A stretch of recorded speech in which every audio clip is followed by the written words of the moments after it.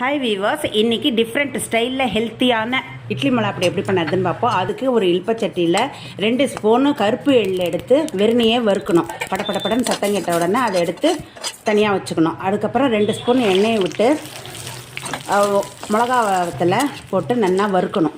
வறுத்துட்டு அதை அப்படியே எடுத்து வச்சுக்கணும். அதுக்கப்புறமா கருப்பு கொண்டக்கடலை, அது உடம்புக்கு நல்லது, காலுக்கெல்லாம் எலும்புக்கெல்லாம் நல்லது. அதை நல்லா படப்படன்னு அதுவும் நல்லா பொரிஞ்சுக்கும். அந்த அளவு அதையும் நல்லா வறுத்து எடுத்து வச்சுக்கணும். அதுக்கப்புறமா கருப்பு உளுத்தம் பருப்பு, அதுவும் உடம்புக்கு நல்லது.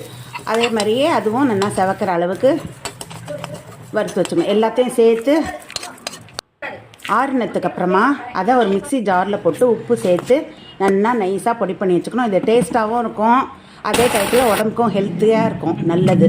எல்லாத்துக்கும் தொட்டுன்னு சாப்பிட்லாம். செஞ்சு பாருங்க.